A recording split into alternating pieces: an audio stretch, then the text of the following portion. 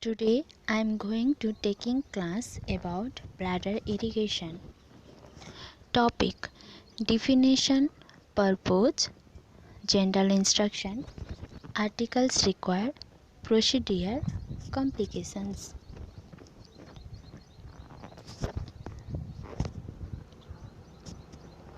Introduction.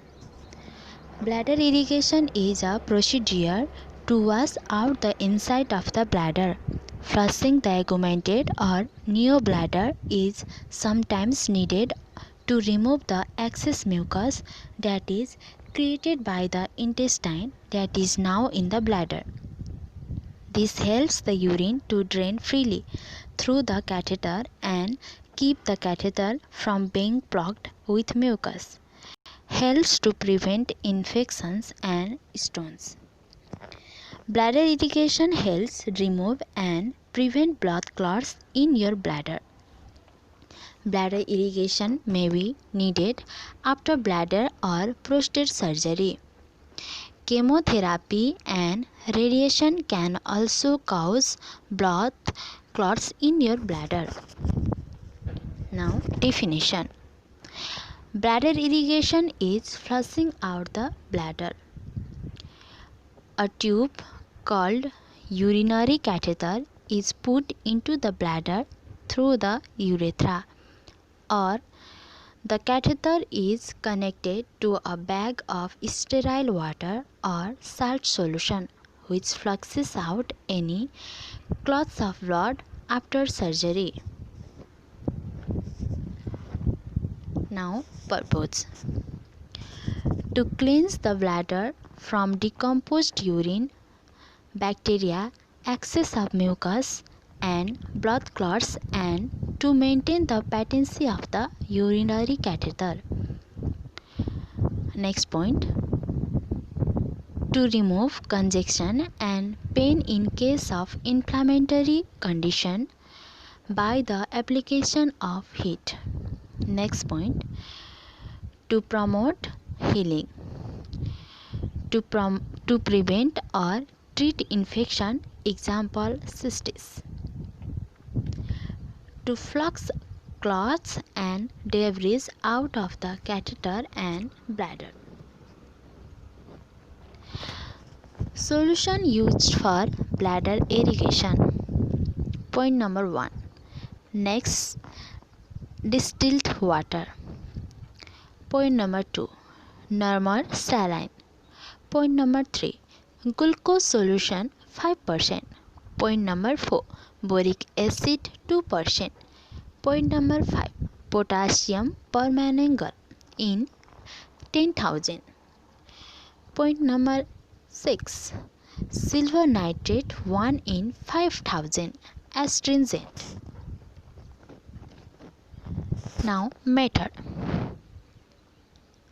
Here is two types of method: open method and closed method. Now we are discussing about open method. Open method. Open irrigation means that the closed drainage system must be open to the environment in order to do the bladder irrigation. Every time the catheter is disconnected from the drainage tubing to do the procedure, there is a great risk of introducing bacterial contamination into the bladder. There is also increased chance of introducing air. Open irrigation is usually done using an asepto syringe. We can see here figure.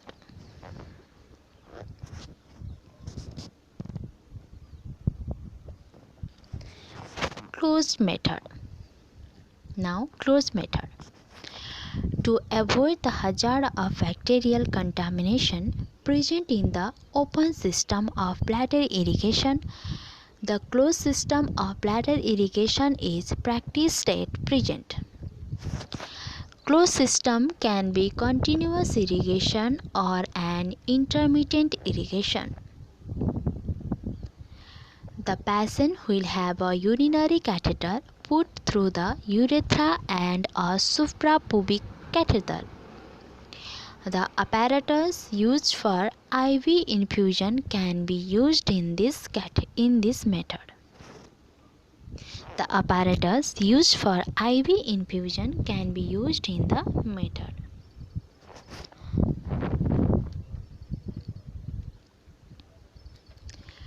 General instruction for bladder irrigation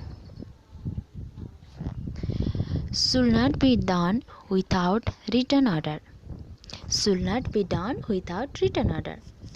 As far as possible, bladder irrigation are to be avoided. Point number 3. The flux should be installed gently and allowed to drain back by gravity.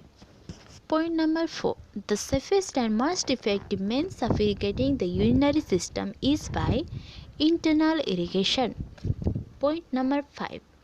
If the fluid flows easily into the bladder but fails to return, there is a cloth over the abri of the catheter. Articles. First point, disposal gloves. Second point, disposal water resistant sterile towel Macintosh.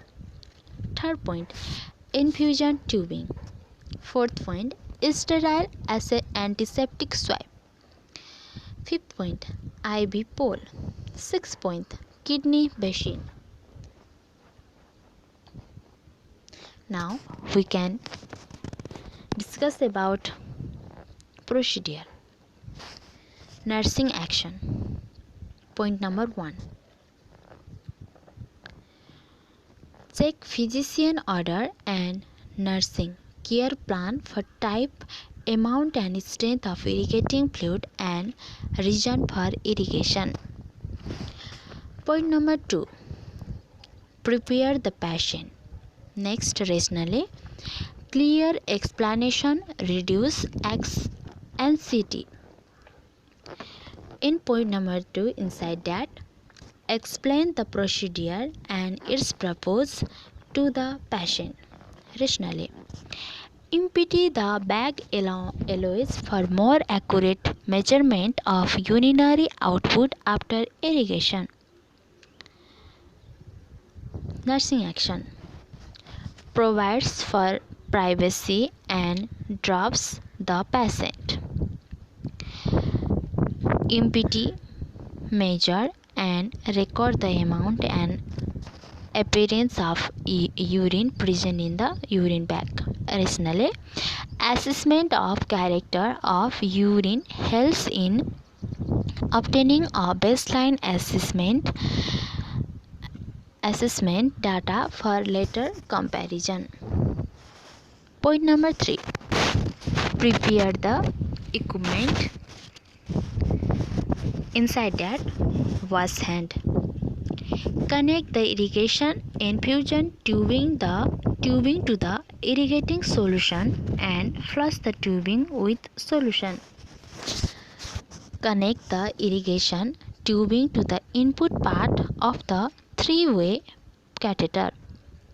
Connect the drainage bag and tubing the urinary drainage part if not already in place. Rationally, reduce transmission of microorganism. Point number 2. Flushing the tubing removes air and prevents it from being instilled into the bladder. Point number 4. Nursing action. Tap the catheter securely to the thigh. Point number 5. Assess the patient condition and tolerance of procedure. 6. Hand washing. Wash hands. Rationally, prevents the catheter from dislodging. Prevents spread of microorganism. Nursing action. Point number 7. Inside that, point number A. Intermittent irrigation. Inside that, point number 1. Clamp the irrigation tubing. Point number 2. If the physician has ordered the irrigate to remain in the bladder for a measured length of time, clamp the drainage tube and wait for the prescribed length of time. Rationale. The bladder normally feels full when it contains 300 ml of urine. Prevents further installation of irrigant. Some irrigation solutions contain medication and are meant to remain in contact with the bladder wall for the prescribed length of time. 7b. Nursing action. Continuous bladder. Inside that, adjust the clamp on the irrigation to follow into the catheter and bladder. Next point. Monitor color, clarity, debris and volume as it flows back into the drainage bag. Rationale. Regulates the amount of irrigant flowing and out of the bladder to prevent distension or damage to any surgery site. Access for bleeding, clotting and blockage of urine drainage or other complications. Nursing action. Point number 8. Discard all used disposal articles, clean and replace reusable articles.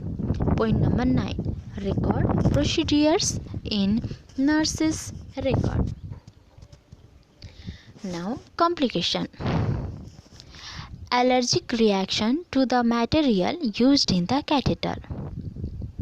Second point, bladder stones. Third point, blood in the urine. Fourth point, injury to the urethra. Fifth point, kidney damage with long-term indwelling catheter. Sixth point, septicemia or infection of the urinary tract, kidneys or blood. Now, last conclusion. Bladder irrigation was generally well tolerated for 8 weeks. No advantages were detected for neomycin, polymyxin or acetic acid over saline in terms of reducing the urinary bacterial load inflammation. We cannot recommend